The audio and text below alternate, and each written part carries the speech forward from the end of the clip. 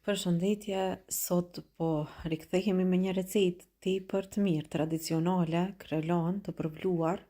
Unë po t'rregoj teknikën dhe mënyrën se gatuante nëna ime, gjyshja e kështu me radhë. Është një recetë tepër e lehtë e shijshme që ja vlen të provohet. Fillojmë pa humbur kohë me përgatit edhe brumin e krelonës. Fillimisht në një enë kemi shtuar 800 gram miell. Së pari e hedhim miellin e pastaj shtojmë edhe krypën dhe për këtë recetë po përdorim 2 luge gjys të kafës me kryp. Pra 2 luge gjys kafeje me kryp e pastaj vazhdojmë edhe shtojmë ujë të vluar.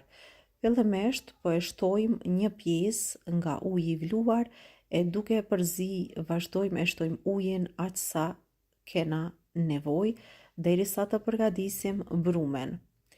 Pra në fillim kam shtuar 600 ml ujë e tash po vazhdoj po shtoj edhe pjesën tjetër të ujit e krejt në fund do ju them sa mu deshtën për ta përgatitur recetën.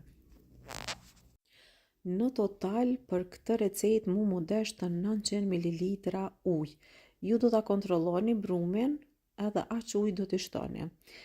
Pasi që tash veç brumi është ftoft pak, të themi ashtu, por prapë është i vakët, vazhdoj me përzim me dorë edhe për me përzim ma lehtë, tash do ta hedhi në tavolinën e punës, sepse brumi ka nevojë edhe të ngjeshet pak më shumë, të përzihet më mirë. Edhe tash në tavolinë vazhdoj me përzim pak më lehtë, derisa të bëhet një brum pak më i mirë, të themi pak më elastik. Edhe pse brumin do ta la me pushu, por prap se prap duhet të përzihet brumi mirë. Vazhdojmë shtojmë miell, aq sa do të kemi nevojë, edhe tash kështu vazhdojmë derisa të na formohet brumi. Pasi ta formojmë brumin, unë brumin do ta la që të pushoj për së paku 10 minuta. E lëm të pushoj për 10 minuta e pastaj vazhdojmë edhe brumin e ndajmë në kuleç të vegjël. Sasinë e brumit që e kemi këtu do ta ndaj në 30 kuleç të vegjël.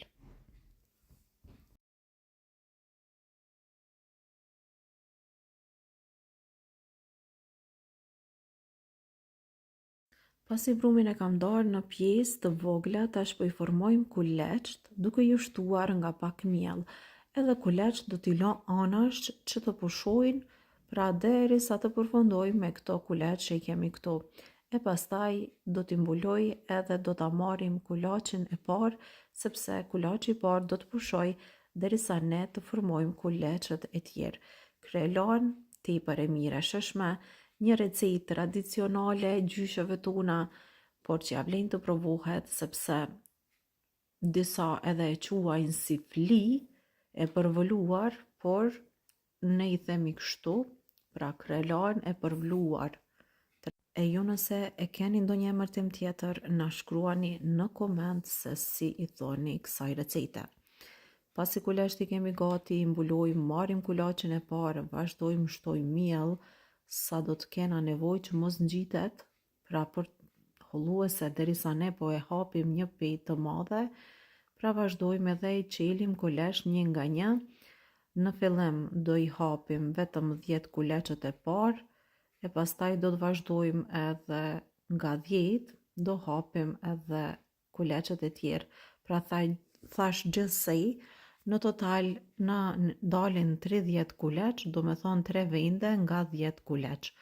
Është tepër e lehtë recetë që vlen të provohet, provoni edhe ju, sepse vërtet shijon shumë. Për maraklit e recetave tradicionale, është recetë që nuk duhet të harrohet. Pasi kam hapur 10 kulaçet e parë, tash marrim gjalpin që e kena shkri edhe e lyejm secilën petë një nga një.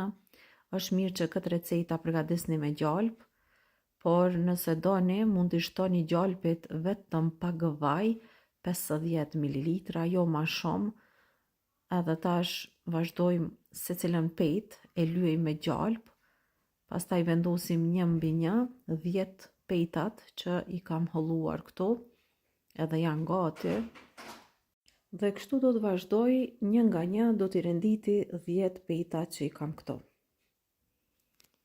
Duke i lyer, pra thash, njëra mbi tjetrën, edhe duke i vendos kështu.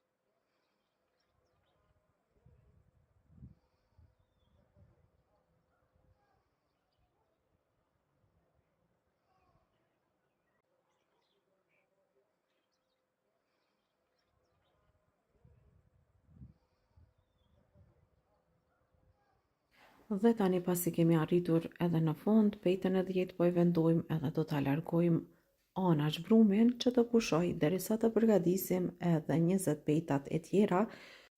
Dhe këtu kemi në 3 vende nga 10 pejta të vendosura njëra mbi tjetrën. Tash e marrim pra 10 pejtat e para që kanë pushu edhe vazhdojmë i hapim sa tepsia. Pra këto janë 10 pejtat e para, tash po vazhdojmë edhe po e qelim sa tepsia. Dhe pasi që ta kemi hapur pejtën e madhe, atëherë do ta vendosim në tepsi. Tepsien do ta lyeni me pak vaj ose me gjalp, si të doni ju vetë. Edhe tash vendosim 10 pejtat e para, e pasi të përfundojmë me 10 pejtat e para, pejtën do ta lyejmë me gjalp sërish. Ndoshta mund të thoni që shumë gjalp po përdorim për me përgatitur recetën, por ju them se kështu është receta, kështu e kam përgatitur më përpara, edhe çdo gjë që e përgatisni me gjalp ose përpara i kanë thënë të lynë, nuk ju ban dëm për lukthin lirisht, pra mundeni me provu recetën dhe mund t'ju them se ja vlen me provu, edhe ju them që ne krejt tepsinë nuk kena me hangër, por vetëm një sasi të vogël, edhe kështu vazhdojmë pra me përgatitë edhe recetat tradicionale. Unë them se ja vlen me provu këtë recetë, kush do në përgatisne, e dikush e përgatit edhe pa i thonë, por që unë po e paraqes një teknik të gatimit që përgatis unë edhe që vërtet ja vlen me provu, sepse përgatitet lehtë, shpejt edhe shijon shumë. Vendojmë 10 pejtat e tjera, vetëm se ja afrojmë kështu afër tepsijës, edhe vazhdojmë e lyejmë sërish pejtat mbi për të shtruar pastaj edhe 10 pejtat e tjera, që do me thonë 30 pejta. Dhe tash edhe 10 pejtat e fundit, edhe krelanën e kemi gati. Furrën e shpëretit e nxehni në temperaturë 250 gradë. Pasit që furrat janë nxehur mirë, vazhdoni edhe krelanën e pjekim në temperaturë 230 gradë për 25 deri në 30 minuta. Para se me shtime e pjek, do e presim në pjesë katrore të vogla, e pastaj më lehtë do e kemi edhe shprishjen e krelanës. Pra kështu e presim në pjesë katrore. Dikush nuk e pren hiç, por tash secili e përgatit sipas mënyrës së vet, qysh i vjen më mirë e qysh i vjen më lehtë. Unë e përgatis kështu sepse kështu e ka përgatit edhe gjyshja, edhe nëna sot e përgatit, por edhe unë jam mësu prej saj, Kështu që pasi që të piqet mirë krelana, po e vreni që është skuq mjaftueshëm be, tash mund të themi që e kemi gati, edhe pjesa poshtë është e skuqur e rreshkur, edhe tash vazhdojmë e shprishim. Po e vreni se sa të holla janë bërë petat e sa të mira. Pra thash është një recetë që ja vlen ta provoni sepse ka një shije shumë të shëshme. Dikush pra thash i thot fli e përvluar, por unë i them kështu krelan e përvluar. Ju na shkruani në koment se si i thoni. Kjo ishte receta që kishim përgatitur për ju sot, shpresoj që ju ka pëlqy. Mos harroni na bëni një like, një koment ose recetën ta ndani me miqtë tuaj. Krejt në fund, pasi ta kemi shprishur mirë krelanën, do ta përvlojmë edhe me pak gjalp për t'i dhënë edhe më shumë shije. Nëse doni, mund ta leni edhe kështu, edhe me vazhdu me hangër.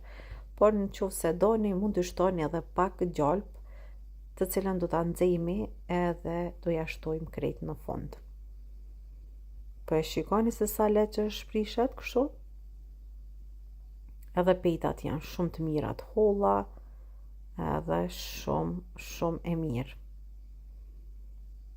Ju bëft mirë nëse do e përgatisni recetën.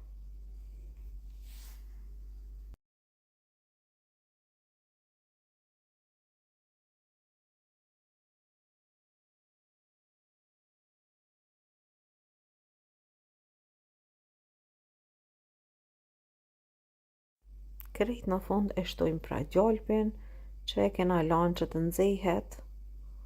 Mund të shtoni 3 lugë deri në 4-5 lugë të gjellës, edhe mjaftojmë pra.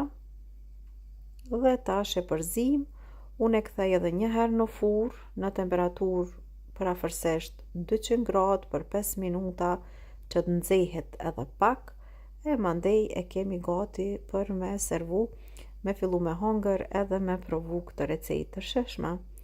Ju nëse do ta provoni, ju bëft mirë.